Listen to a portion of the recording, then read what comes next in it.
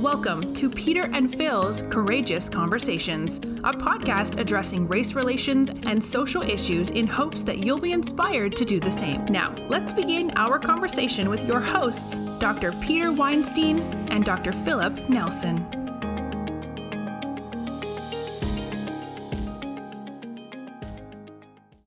Welcome back, my friends, to Courageous Conversations featuring Dr. Phil Nelson and Dr. Peter Weinstein. We're back to rattle some cages and take no prisoners. Thank you, Nationwide, for allowing us to go off the rails. We do try to stay on the rails sometimes. Thank you to Nicole for filtering out those things that shouldn't be publicly shared.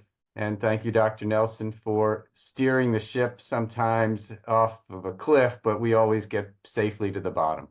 For the record, I'm not the only one who has his hand on the wheel. So, yes, but you have your foot on the gas.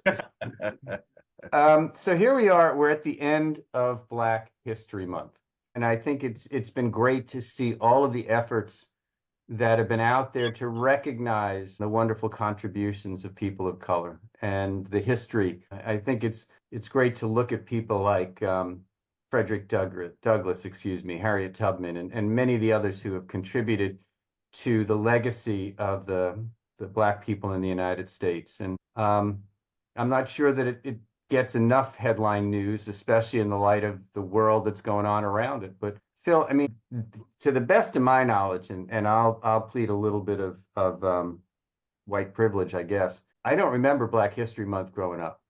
That's it. Yeah. I'm not quite sure I know when Black History Month began. I do know that there was a time while you were alive that there was no Black History Month. As a matter of fact, why would anybody recognize anything in Black culture? You forget that there was a time when the psychological milieu for African Americans was total assimilation and indoctrination. So you can't have both. You can't sit there and say you are descendants of kings and queens in your culture, before we threw you on the boat and crossed and took the Middle Passage to the United States, and then say, but it's better if you're like us. It's better if you conk your hair. It's better if you lighten your skin. Ugly is akin to darkness. And the darker you are, the uglier you are. The lighter you are, the purer you are, with the inference that the whiter you are, the more beautiful and pure you are.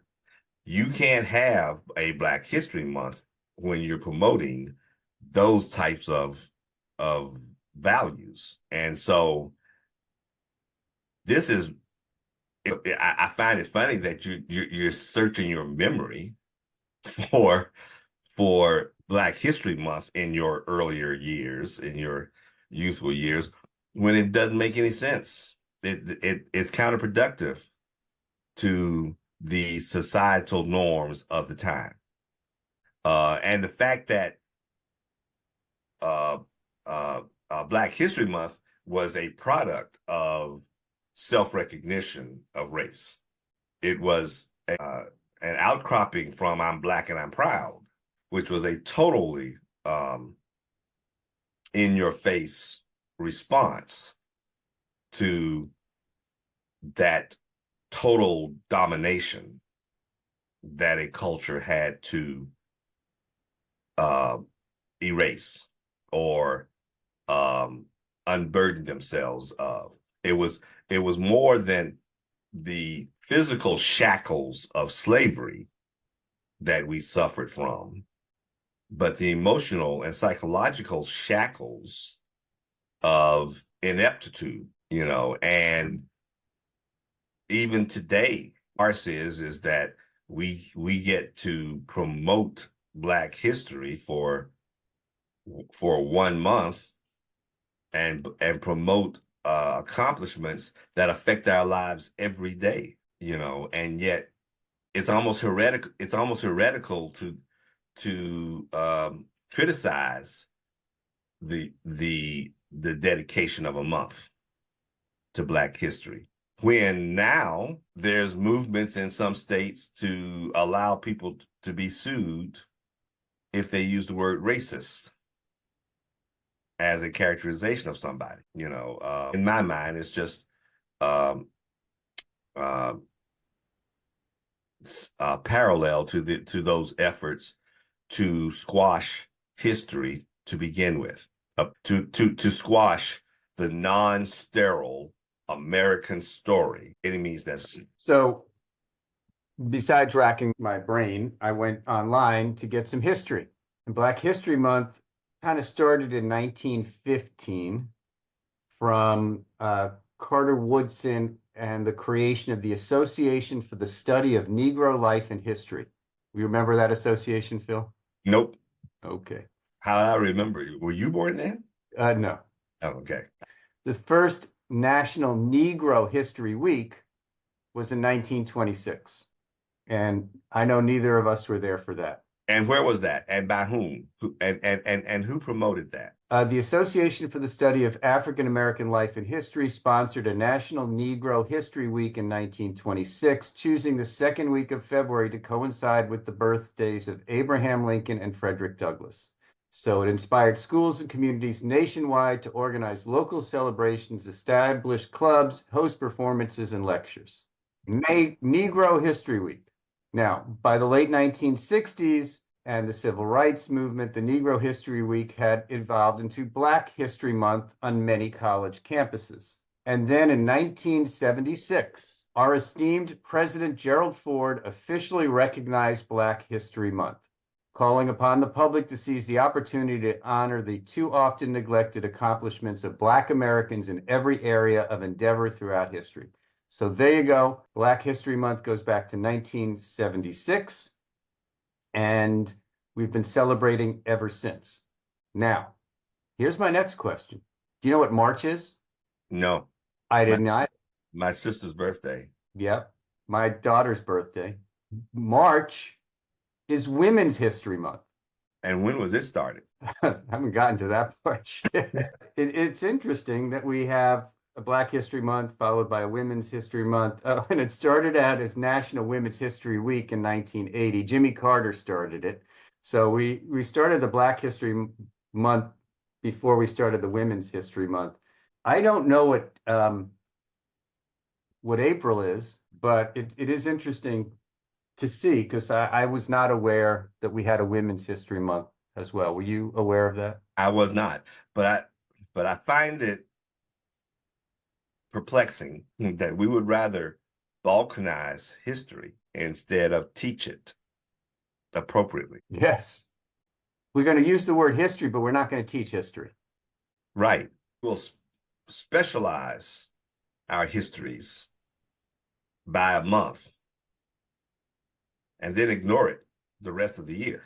So basically, the Women's History Month started in 1987, 11 years after the Black History Month. They're not making headline news, are they? Who's they? National Black History Month and Women's History Month. I don't know. I think they are. Well, Women's History Month, less so. But I'm not so sure that the success of those months is the point. It's a two-edged sword, isn't it? I mean, without Black History Month, even African Americans may not know some of the history they should know about their culture, right? On the other hand, it's a false premise to think that that's all we need.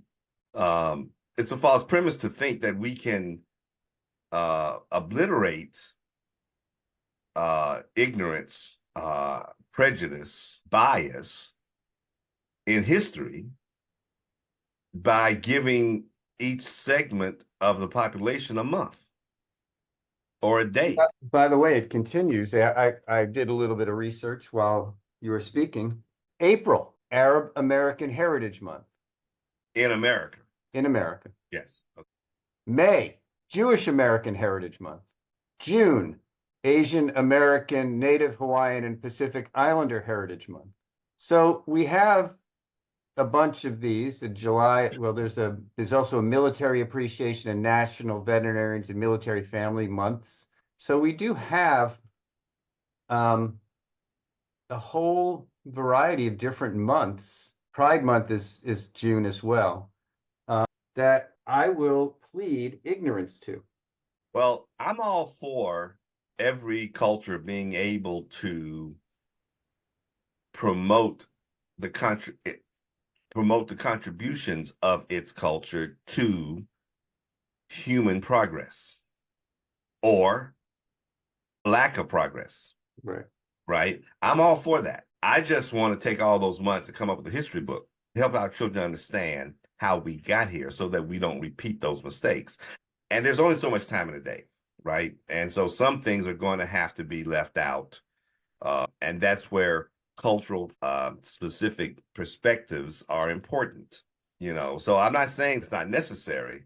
I am saying, however, those should be branches of history. Those should be branches of how we look at history rather than fighting over or subverting or burying what, true history, which is what I see occurring throughout our culture right now, our joined cultures right now.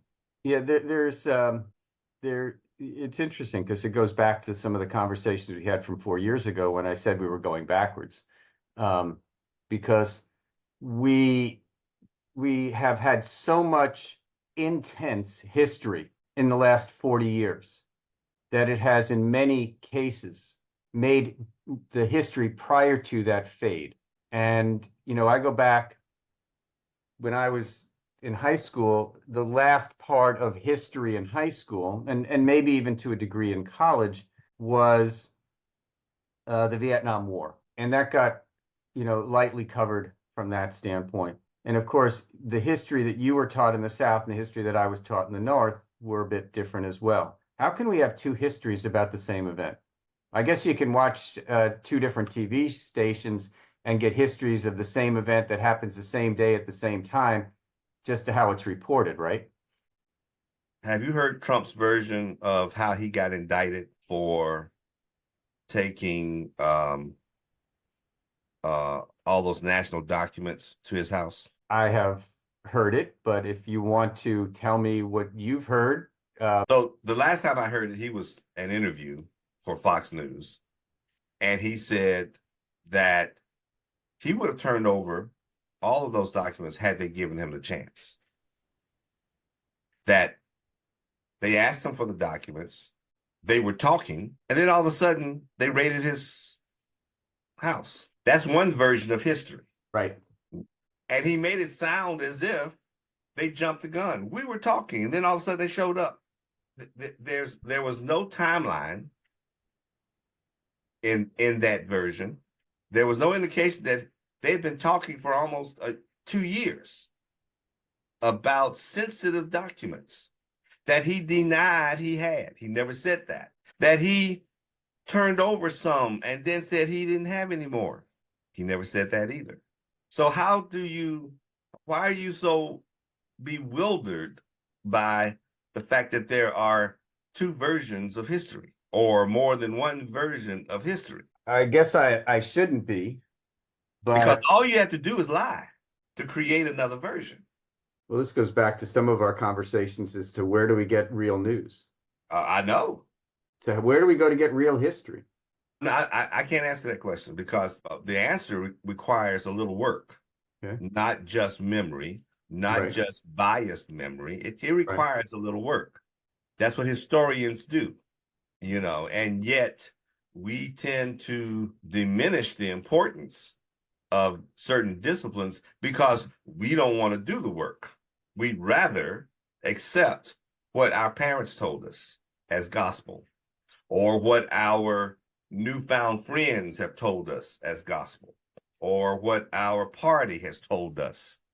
Well, and if you think about it, if we go back to prior to the development of handwriting and even hieroglyphics, history was told and passed down verbally from generation to generation. So even then, depending upon where you lived and who you were and what group you were in, there were different histories going on even before we could communicate in a form that was able to be saved and carried on from generation to generation. Yes, but it's not the form of how we pass histories down. And we've had this discussion before too. I mean, history is his story. The story that survives is usually the story of the victor, right? And there is a natural opportunity for misrepresentation just because of perspective. You don't have to intend to change history. You don't have to intend to present a false picture. You may do it naturally just out of inherent bias or lack of perspective of the other side. For instance, you and I had a discussion about your childhood once, and when you were 6, 7, 8 years old, you didn't think about how your maid got to the house. You didn't think about the family issues that she had to leave at home while she was taking care of you and your family. You didn't have to think about what her children thought. So your history, when it comes to domestics in a household, might be a little whitewashed. Can you use that term? Yes, I used it on purpose, you know. I know. And so what I'm saying is that without careful study and analysis, it's not surprising that our histories are bungled up. If you mentioned the intensity of history over the last 40 years, and I immediately thought, why did he pick 40? And then you mentioned the intensity of emotions that we went through debating the Vietnam War while we were fighting the Vietnam War. Don't you think World War II was just as intensive? World War I was just as intensive? The Civil War was just as intensive? How do we pick this 40-year period as a separate intense period? Maybe it's because we lived it. Bingo. Exactly. We've lived it. So we've been part of the debate. We've been part of the discussion. You and I, have created his story. Yes. And now it's history. Our kids do not think that they think of the Vietnam War the same way they think of World War II. Right. In terms of emotional intensity. Now, I know, based upon conversations we've had offline, that there are some serious concerns about current events and their efforts to alter history, whether it's at the Supreme Court level or the civil court or criminal court level. There's a lot of events that are going on currently that will probably have some long-term impact on the current and future histories, because they're having an impact on the democracy, with a little d, that we are living.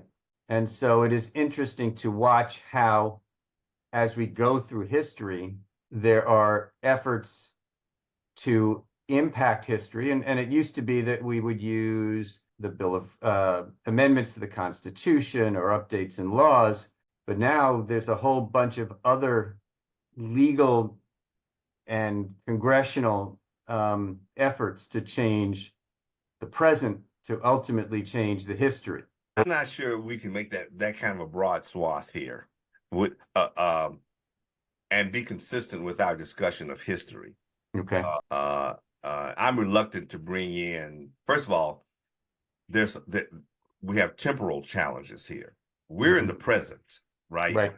And I can't tell you when history will actually be written in terms of how we look at this 20 years from now, right?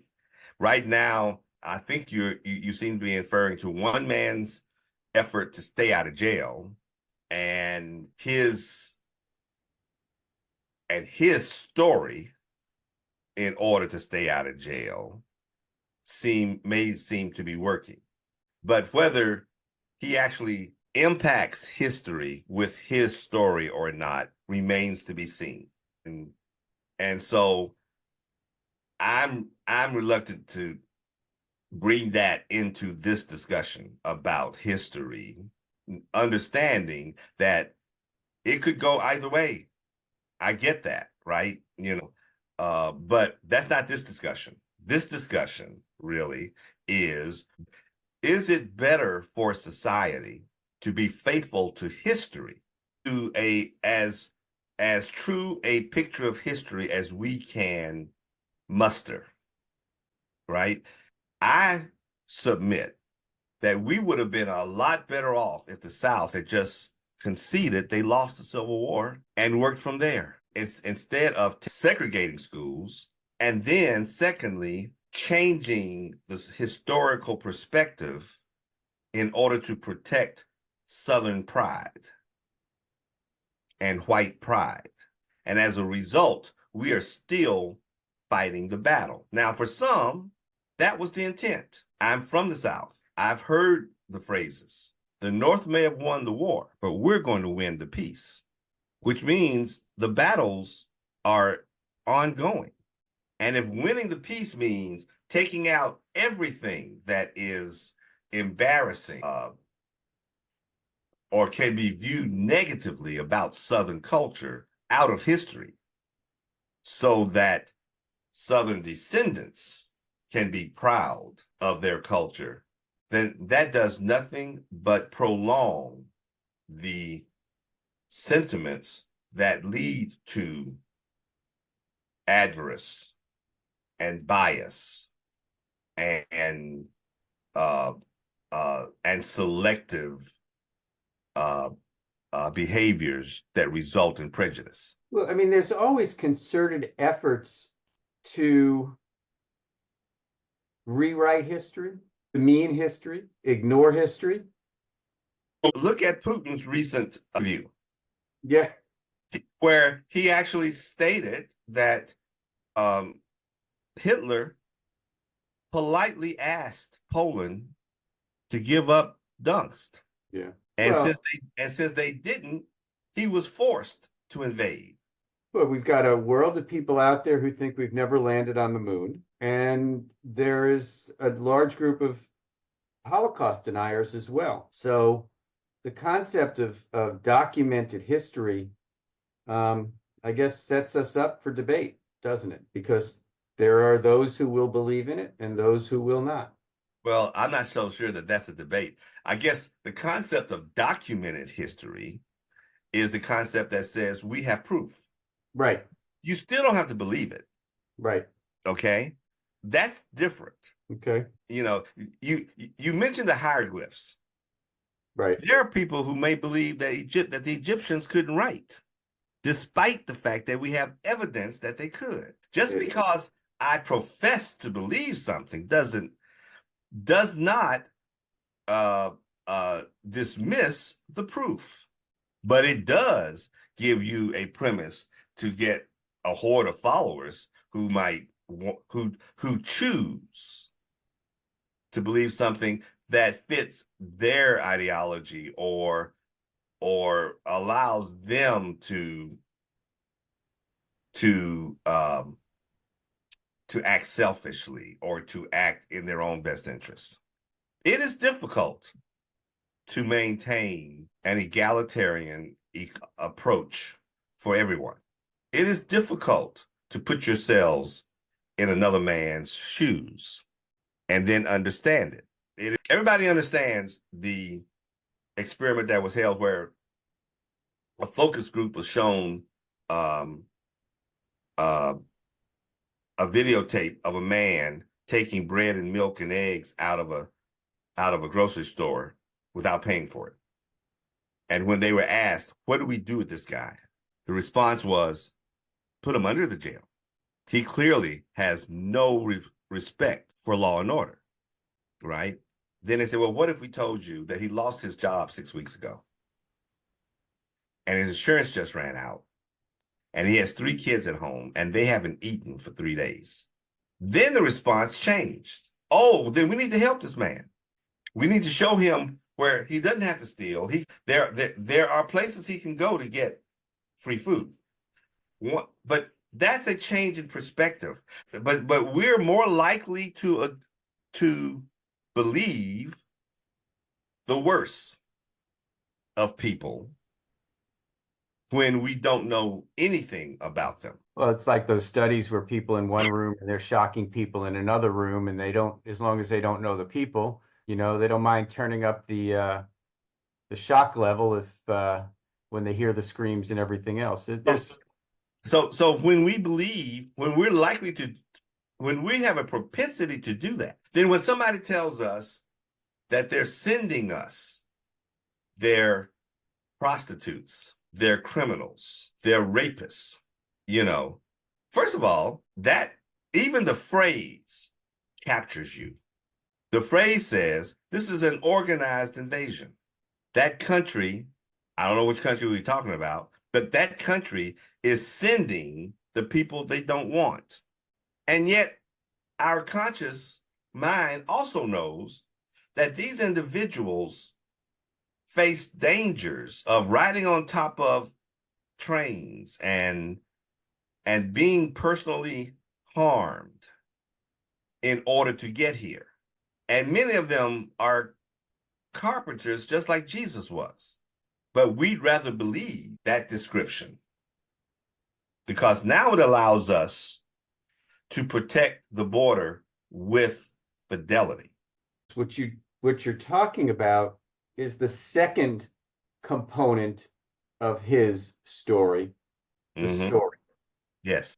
And I think that's where a story could be a fable, could be fiction, could be nonfiction. And much of what's going on is a story and then the subsequent interpretation of said story. And we're seeing it at the political level, we're seeing it in news and everything else. And so it's interesting because we are people have past information, and we learn, in many cases, we learn best through stories. But stories allow for interpretation. And I think that's a lot of what's going on right now, is we are hearing a story and then it's getting spun. Yes, absolutely. And we're hearing the stories that seem to fit certain premonitions, certain predispositions, certain prejudgments. Yes, to get the outcome you want. So that you can get the outcome you want. Exactly. You mentioned that,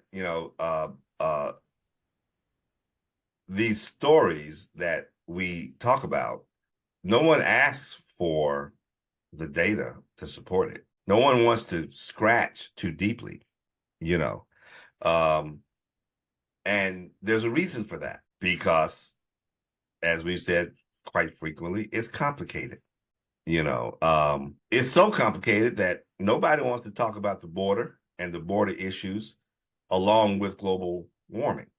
Nobody wants to validate weather nomads.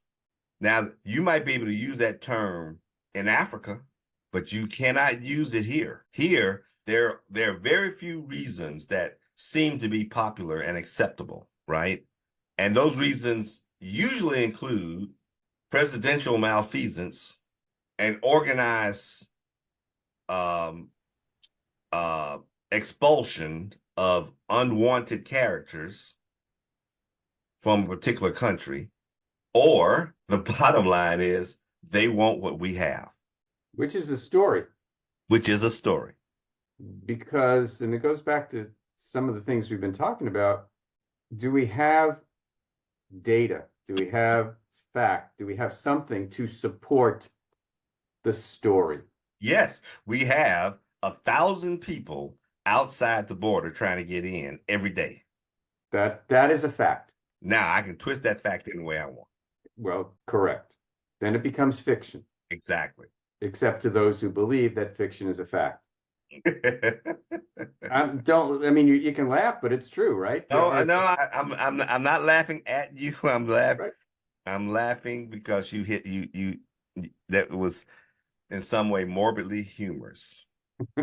Well, the conversation started a little while ago about Black History Month and Women's History Month and all of the other months that we now celebrate in some way, shape, or form a history.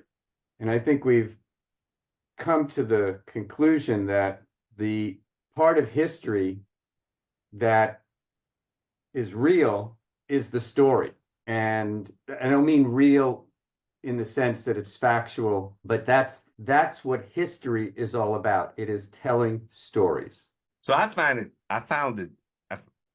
a little perplexed that in our discussion about Black History Month, Women's History Month, Asian History Month, was there a Jewish History Month? Yes. Jewish Heritage Month was in there as well. Arab American Heritage Month was in there as well. Right. Pride Month. So my question then is, in our discussion, I brought up the Civil War. Why did we not bring up the Gaza Strip and the historical perspective of that mess? We have in the past, but it didn't come into today's conversation. Although if you think about it, Arab American History Month backed right up onto Jewish Heritage Month. Yeah. Is there a battle on the last day? Yeah. On the last 2 days as they transition, does the story suddenly shift? Yes. Yeah. And if you look at all of the things that we've talked about today, and we haven't talked about Ukraine, which is still much headline news. We've got Ukraine, we've got Gaza, we've got global warming, we've got immigration, we've got inflation. We got Rwanda, we've got Uganda. Yeah, I mean, there is, this is why when I said the last 40 years, it's because there is so much access to stories that it's overwhelming. I'm glad you brought that back. You're right. Bingo. The difference, the reason you picked the last 40 years is because of our global access to news. Exactly why I brought it up. The volume of information we have access to since Al Gore, quote unquote, that may be the fact and it may be a story, created the internet, is overwhelming.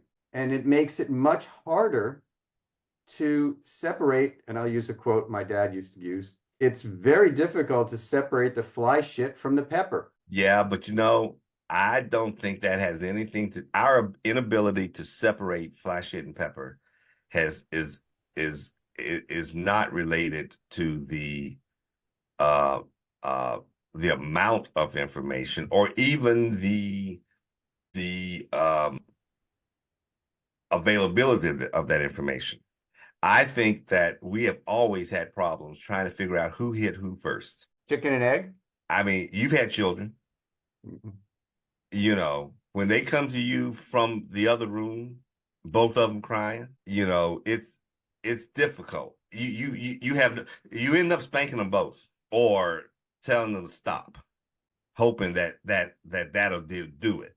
Ladies and gentlemen, you just heard Phil admit to committing corporal punishment on his children. Okay, I want that to be the headline of this, Nicole. Okay, and you can tell me if it's true or not. He did admit to it. I want to go to the videotape. That is newsworthy, Phil. Yeah, well, guilty as charged. Oh, wait. We don't get to hear guilty as charged all too often from anybody in the public.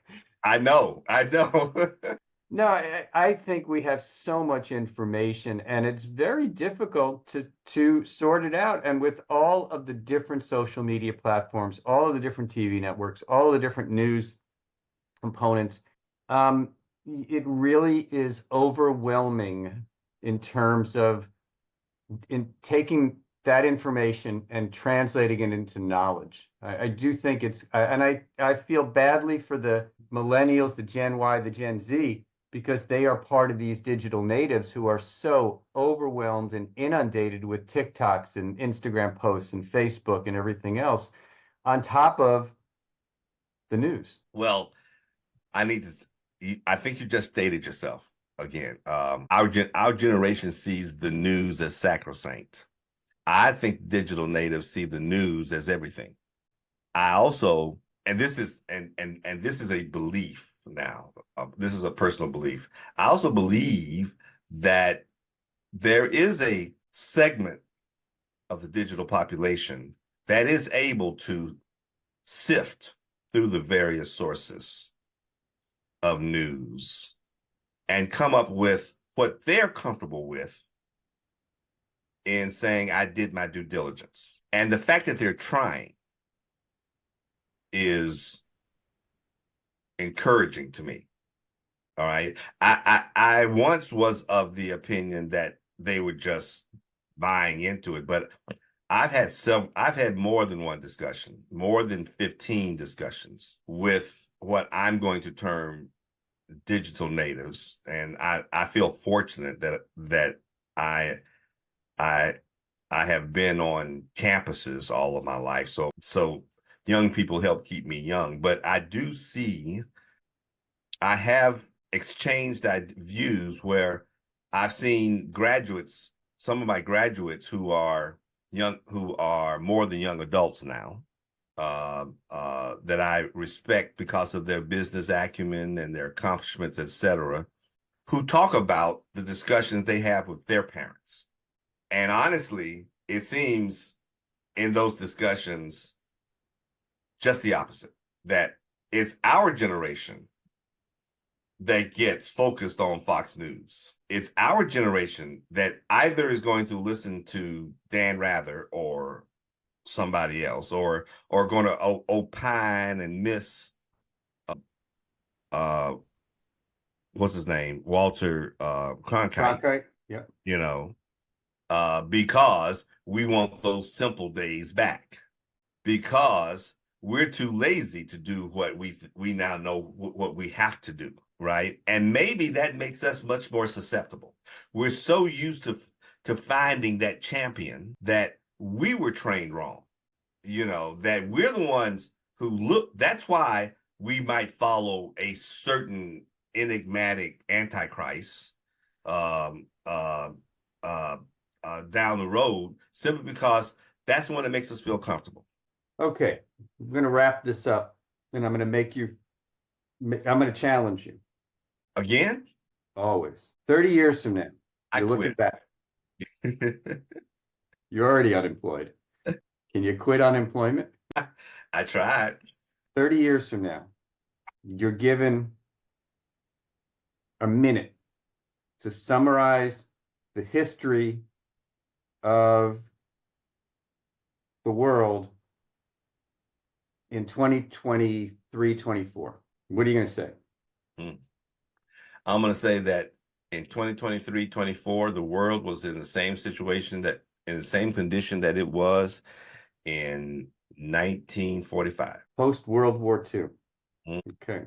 It's time to recover and rebuild. Or go into war again. Which happened about 5 years later. Right. You said global. You didn't say American. You said global. Yeah, and I agree with that. My thoughts is that we were in an age of uncertainty that left us looking for leaders to help us better understand all of the information and events that were going on around us. I hope you're right. Well, I hope you're right. And 30 years from now, when we continue this podcast, we described two different aspects of that world. Yeah. Actually, they could coexist. Absolutely. Right. And the outcome depends on how we work all of that out. But I was looking more at the possibilities without trying to predict the outcomes. Well, I don't think we can, unless you've got a magic 8-ball.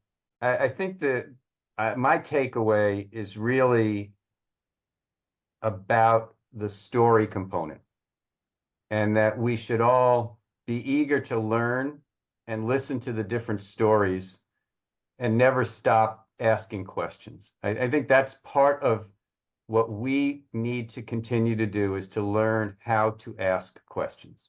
Yeah, I think my takeaway is we make our own history. And rather than focus on versions of history, I'd rather focus on the future. I'd rather focus on what will our history become and how can I move it in the right direction. That will require me to have as accurate a picture of my own history as I can in order to avoid the mistakes of the past. And so this temporal movement from past to present to future is what's important, rather than this argument about whose history is right. You know what the hardest part of your history will be, Phil? No, but I'm sure you're about to tell me. Remembering it, as it is for mine. And on that note, I think this episode of Courageous Conversations is history. Over. Oh, that was interesting. That wasn't. Thanks, Phil. Thank you, Peter. We're looking forward to our next one. Yeah. Thank you, Nationwide. Thank you to all our listeners. Share with us your thoughts. Share with us your history. It's an interesting time that we live in, and the next year or less will determine a lot of what we look back in 30 years and which story we tell then.